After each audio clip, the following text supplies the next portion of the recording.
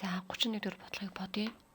Хот айлаас сумын төв орохоор 12.5 км/цагийн хурдтай морьтой хүн гараа 6 цаг явсны дараа мөнхүү хот айлаас мотоциклтай хүн араас нь гараад 3 цагийн дараа гүйцсэн гэж. За тэгэхээр хот айл нэмдэдэг гэж үзье тийм ээ. Хот айл нэмдэдэг. За тэгвэл хот айлаас морьтой хүн гарсан. Хот айлаас морьтой хүн гараа 6 цаг явсан. За 6 цаг яваад энд ирсэн гээ. 6 цаг явсан. Морьтой хүний хурд болохоор 12.5 км/цагийн хурдтайгаар 6 цаг явсны дараа буюу энд ирэхэд хот айлаас мотоциклтай хүн араас нь гарсан. Тэгэхээр араас нь буюу энэ цэгээс мотоциклтай хүн гарсан гэж. Морьтой хүн 6 цаг яваад энэ цэг дээр ирсний дараа мотоциклтай хүн энэ цэгээс гарсан. Тэгээд 3 цагийн дараа гүйцсэн гэж. За тэгэхээр 3 цагийн дараа гүйцнэ гэдэг чинь юу гэсэн үг юм гэхээр морьтой хүн энэ цэгээс эхлээд энд ирэхэд 3 цагийн дараа тийм ээ. Энд ирэхэд мотоциклтай хүн мөн адил яах нь энэ цэгээс гараад энд гүйцэж төрүүлсэн гэсэн үг. За морьтой хүн энэ цэгээс мотоциклтай хүн энэ цэгээс зэрэг гараад гүйцэж төрүүлнэ гэдэг чинь зэрэг хөдөлгөөн маань дууснаа гэсэн үг тийм үү. Тэгэхээр зэрэг эхлээд зэрэг дуусж байгаа учраас морьтой хүн болон мотоциклтай хүн хоёр ижилхэн хугацаа зарцуулах ёстой. Нэгдүгээрт. За хоёрдугаарт мотоциклтай хүний хурдыг олоорой гэсэн.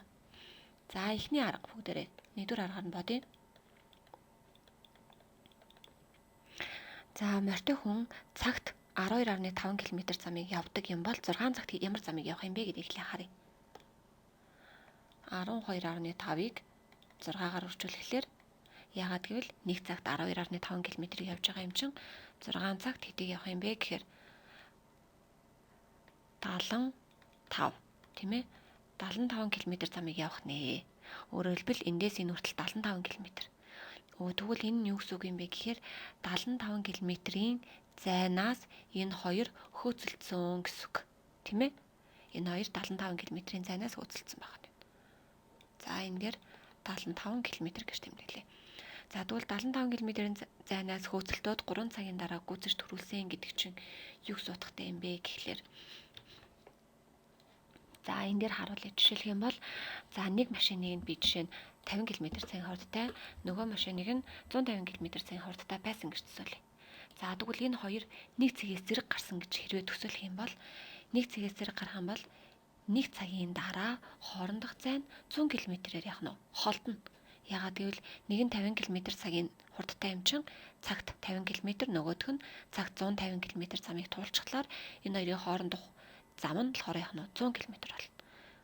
Өөрөөр хэлбэл нэг нь ийм хурдтай нөгөөх нь ийм хурдтай юм бол нэг цаг явсны дараа энэ хоёрын хурдны зөрүү нь хэдий 100 юм байна тийм үү.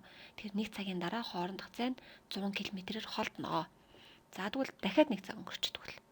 Дахиад нэг цаг өнгөрөхөд нэг нь ийм замыг нөгөөх нь ийм замыг туулна. Тэгээ хоорондох зай нь 200 км-ээр холдож байна. Тийм биз? Нэг цагийн дараа 100-аар холдож байгаа бол 2 цагийн дараа 200 км-ээр холдно. 3 цаг өнгөрөхөд хоорондох зай нь машинуудын хоорондох зай нь 300 км болно. 4 цагийн дараа хоорондох зай нь 400 болно. 5 цагийн дараа хоорондох зай нь 500 км болно. Тэгвэл эндээс юу гэж хэлэх гээд байна вэ гэхлээр хэрвээ хоёр машин нэг цэгээс гарсан бол тийм ээ нэг цэгээс гараад нэг чиглэлд хөдөлж байгаа тохиолдолд хурдны зөрүү нь одоо манай тохиолдолд бол жишээ нь 100 байна. Тэгвэл цагт 100 км-ээр холдно. Тэгвэл хэдэн цаг өнгөрөх юм?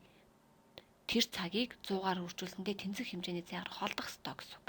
Тийм ээ? За тэгвэл 6 цагийн дараа хоорондох зай нь 600-аар холдно гэсэн үг. 7 цагийн дараа 700 км-ээр холдно гэсэн үг.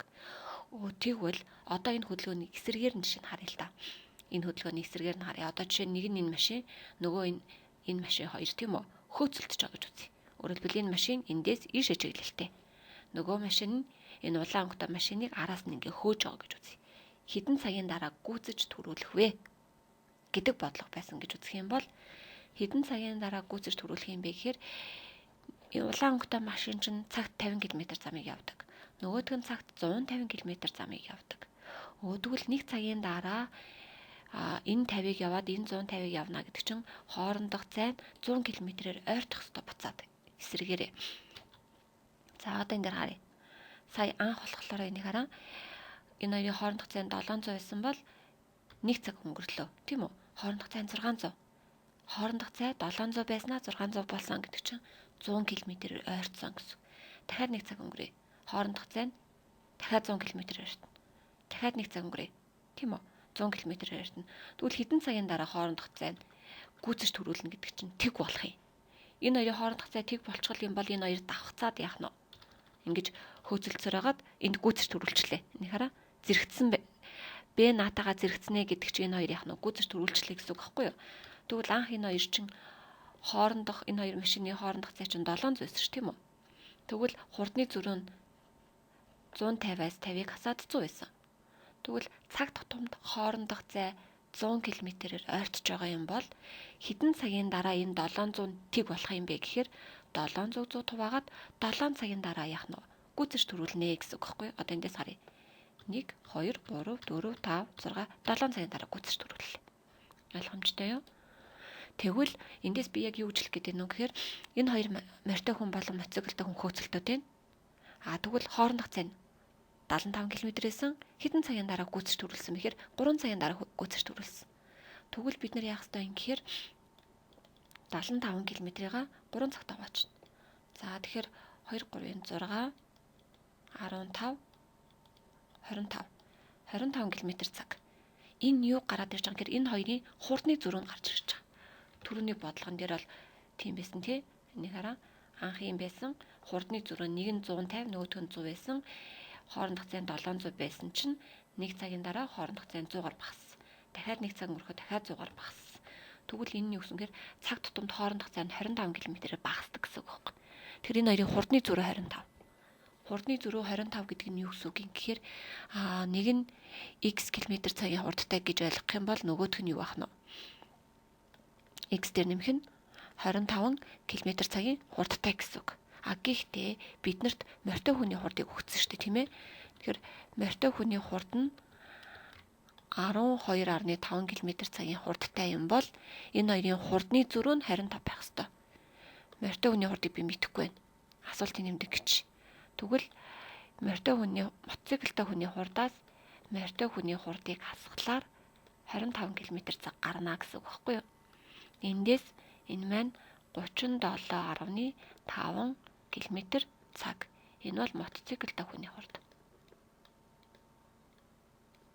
Мотоциклтай хүний хурд гараад ирж байна.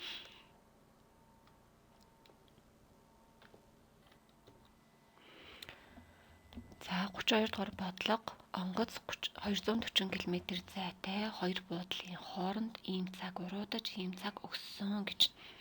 За тийм бол онгоцны ба урсгалын хурдыг олоорой. За тэгэхээр 240 км зайтай хоёр буудал. За ийм А, Б гэдэг хоёр буудлаагаа урсгал ийшээ урсдаг гэж үзье. За хоорондох зай нь 240 км. За 4 цаг уруудна гэдэг чинь урсгалын дагуу 4 цаг явсан гэсэн үг. Урсгалын дагуу 8 цаг өгсөн гэдэг чинь урсгал сөрөөд сөрж 8 цаг явсан гэсэн үг. За тэгвэл 240 км замыг 4 цагийн хугацаанд урсгалын дагуу явсан юм бол бүгдээрээ 240-ыг 4 хуваах юм бол 60 км цаг буюу цагт ийм хурдтайгаар урсгалын дагуу явсан гэдгийг олж чадна гэсэн үг тийм ээ. Тэгэхээр энэ бол юу гараад ирж байгаа юм гэхээр урсгалын дагуу явах хурд нь гараад ирж байгаа. Энэ бол дагуу явах хурд. За дараад нь 240 бүгдээрээ 8 хуваах юм бол 30 км цаг гэдэг нь болохоор нэг цагт ийм хурдтайгаар ийм километр замыг яах нь өгсөж явсан буюу сүрж явсан хурд гараад ирж байна гэсэн үг. За тэгвэл одоо бид нар урсгалын дагуу болон сүрж явсан хурдыг олцсон юм чинь үүнээсээ онгоц болон урсгалын хурдыг олох боломжтой. За яаж олох вэ гэдгийг дахиад харъя. За завны хурдан дээр урсгалын хурдыг нэмэхээр дагуу явсан хурд гардаг. Өөрөөр хэлбэл бид нар урсгалын дагуу явж байгаа тохиолдолд завин дээр урсгалын хурд нэмэгдэж яах нь илүү хурдан явдаг тийм ээ. Харин сүрж явж байгаа тохиолдолд завны хурднаас урсгалын хурд хасагдаад бид нар илүү удаан явдаг. Өөрөөр хэлбэл одоо би жишээ энэ дээр завны хурдыг ийм гэж тэмдэглэх юм бол урсгалын хурд нь арай бага хурдтай байх ёстой тийм үү. Тэгвэл энэ завны хурд урсгалын хурд хоёр чинь нийлжиж дагуу явсан хурд тийм ээ. Тэгэхээр бидний одоо энэ 60 гэдэг бол юу юм бэ гэхээр завны хурд болон урсгалын хурд хоёр нийлээд 60 байгаа шүү гэж утгатай байна шүү дээ. Харин сүрж явж байгаа хурд гэж үг хэлдэг юм бэ гэхээр энэ завны хурднаас нь урсгалын хурдыг хассан гэсэн үг. Одоо эндээс энийг хасаад өгөхөр ийм хоёр нүд тийм ээ, хоёр хэрчим ч юм уу. Одоо иймэрхүү уртаар завны хурднаас урсгалын хурд хасагдаад сүрж явсан хурд тооцогддог. Тэгэхээр энэ 30 гэдэг бол завны хурднаас урсгалын хурд хасагдсан байгаа яах нь хурд нь 30. Энэ бол манай сүрж явсан хурд байдаг байна шүү дээ. За тэгвэл дагуу явсан болон сүрж явсан хурд хоёр мэдэгдэж байгаа тохиолдолд бид нар урсгалын хурдыг яаж олд юм бэ гэдэг тухай ярих гэдэг юм. Тэгэхээр урсгалын хурдыг олохын тулд дагуу явсан хурднаас нь сүрж явсан хурдыг хасчих гинэ. За тэгэхээр одоо би энэ нийтдээ 1 2 3 жишээлх юм бол 3 хэрчим нь одоо завны хурд, 1 хэрчим нь урсгалын хурд байсан гэж төсөөлөх юм бол 3 хэрчмээс 1 хэрчмийг хасахаар 2 хэрчим нь яах нь сүрж явсан хурд, 4 хэрчим нь дагуу явсан хурд юм байна шүү дээ. За тэгвэл дагуу явснаас сүрж явсан хурдыг хасахаар энэ 2 хэрчмийг хасчин тийм үү? Энэ хоёрыг хасаад өгчнө. Тэгэхээр хасаад өгчлөөр юу үлдчихэж байгаа юм гэхээр энийг нь яах нь эндээс ингээ хасаад өгчлөөр бид нарт энэ үлдчихэж байна гэсэн үг тийм ээ? Энэ хоёр үлдчихэж байгаа. Тэнгүүд дагуу явснаас сүрж явсан хурдыг хасахаар энэ гард юм байна. Гэтэл энэ хоёр чиг адилхан шүү дээ тийм үү? Хоёр хуваагаад өгчлөөр энэ ногоо өнгөтөө буюу урсгалын хурд нь гараад ирчихнэ гэсэн үг. Хасаад хоёр шиг урсгалын хурд гард юм байна. Хоёр шиг урсгалын хурдыг хоёр хуваагаад хөр урсгалын хурд нь гарч ирнэ гэсэн үг. Тэгвэл би одоо юу гэж хэлэх гээд байна вэ гэхээр эндээс урсгалын хурдыг олохдоо эндээсээ урсгалын хурдыг олохдоо би дагуу явсан хурднаасаа сүрж явсан хурдыг хасаад хоёрт хуваах юм бол 30-ыг хоёрт хуваалаа 15 км/цаг. Энэ бол манай урсгалын хурд юм байна. За харин энэ дагуу явсан хурдан дээр сүрж явсан хурдыг нэмээ тийм ээ. Нэмэх юм бол юу болох юм бэ гэхээр 4 хэрчим дээр 2 хэрчмийг нэмээ. Тэнгүүд одоо энэ дээр би нэмэхдээ за энэ нэг ширхэг яах нь энэ урсгалын хурд байгаа тийм үү? Урсгалын хурдыг энэ доор навчиж тавиад тэгээд сүрж явж байгаа хурдыг нь яах нь энэ дээр нэмэх гээд байгаа шүү дээ. За нэмчээ. Тэнгүүд энийг энэ дээр нийлүүлээд энэ хоёрыг нэмнэ гэдэг чинь энэ 3-ын нийлбэр бол энэ хоёртой тэнцүү гэсэн үг. Тийм үү? Энэ 3 хэрчмийн нийлбэр бол энэ хоёртой тэнцүү. Тэгэхээр дагуу явсан хурдан дээр сүрж явсан хурдыг нэмэхээр энэ гард юм байна. Энэ чи юу гараад ирж байгаа юм гэхээр энэ улаан өнгөтөж нөгөө нэг завны хурд шүү дээ. Тэгэхээр нэмэхээр 2 ширхэг яах нь завны хурд гардаг гэсэн үг. 2 ширхэг завны хурд. Тийм учраас энэ хоёрыг нэмлээ 2 хуваагаад өгөхөр завны хурд гарна гэсэн үг. Тэгэхээр би юу гэж хэлэх гээд байна вэ гэхээр завны хурдыг олохдоо